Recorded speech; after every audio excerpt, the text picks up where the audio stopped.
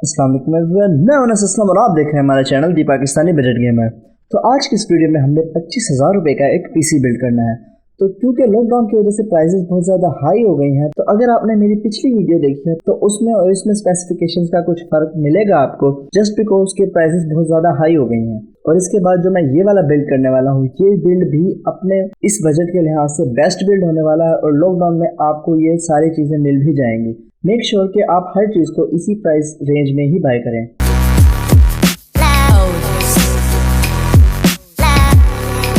तो सबसे पहली चीज़ जो मैं आपको बताने वाला हूँ वो आपने एक नॉर्मल केसिंग लेनी है। आपको 1000 रुपये से कम में ही ये नॉर्मल केसिंग मिल जाएगी। इसके बाद हम अपने मदरबोर्ड को देखते हैं। तो मदरबोर्ड हम इस्तेमाल करने वाले हैं H61ME। मदरबोर्ड का मॉडल है, ये चिपसेट मॉडल हुआ करता है और हर ब्रांड इसी चिपसेट मॉडल के साथ ना मदरबोर्ड बनाते हैं। तो आप किसी भी अच्छे ब्रांड की तरफ जा सकते हैं, जैसे कि गीगाबाइट और असूस वगैरह। इसके बाद जो प्रोसेसर हम इस बिल्ड में लेने वाले हैं वो है i5 3570।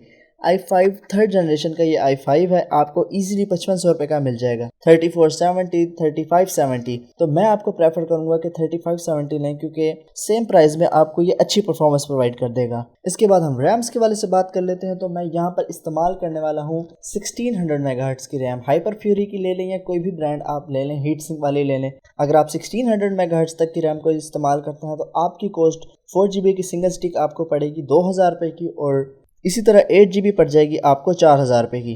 और अगर आप नॉर्मल 1333 मेगाहर्ट्ज़ तक की रैम इस्तेमाल करना चाहते हैं तो ये रैम आपको 3000 रुपये में इजीली मिल जाएगी। इसके बाद हम अपनी स्टोरेज की तरफ आ जाते हैं। तो हम यहाँ पर स्टोरेज, क्योंकि हम परफॉर्मेंस को ज़्यादा प्रेफर करने वाले हैं, तो स्टोरेज हम लेंगे यहाँ पर 320GB की हार्ड ड्राइव। अब ये हार्ड ड्राइव आपको ईजिली 1000 रुपये में मिल जाएगी। आप सीगेट की बारकोडा ले लें, ईजिली मिल जाती है 7200 RPM वाली। अब इस बिल्ड में जो पावर सप्लाई हम इस्तेमाल करने वाले हैं, तो इस बिल्ड में जो मैं आपको पावर सप्लाई प्रेफर करने वाला हूँ, कोर्सेर की तरफ से VS 450 वाट 450 वाट की ये पावर सप्लाई है और हमारे कंप्यूटर के बर्डन को इजीली हैंडल कर सकती है।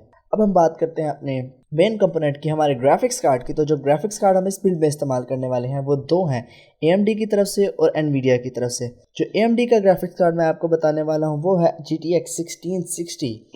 ये ग्राफिक्स कार्ड एक बेहतरीन ग्राफिक्स कार्ड है अपनी प्राइस रेंज में इस वक्त, क्योंकि ये ग्राफिक्स कार्ड 10,000 रुपये में आपको मिल जाएगा और GTX 750 Ti से इसकी अच्छी परफॉर्मेंस है। जबकि GTX 750 Ti अपना नाम मशहूर होने की वजह से थोड़ा सा कॉस्टली पड़ जाता है, लेकिन 1660 एक अच्छे बजट में आपको अच्छी परफॉर्मेंस प्रोवाइड कर देता है। इसके बाद हम अपने दूसरे ग्राफिक्स कार्ड की बात करते हैं, वो है HD 7850। यह ग्राफिक्स कार्ड भी बेहतरीन ग्राफिक्स कार्ड है और 8500 में ये ग्राफिक्स कार्ड आपको इजीली मिल जाएगा। मेरे ख्याल से HD 7850 लेना ही आपके लिए अच्छा रहेगा, क्योंकि आपको कम प्राइस में अच्छी परफॉर्मेंस प्रोवाइड कर रहा है और ये ग्राफिक्स कार्ड अच्छे भी होते हैं, रिलायबल भी। जस्ट मेक श्योर कि आप एक डुअल फैन ग्राफिक्स कार्ड की तरफ जाएं।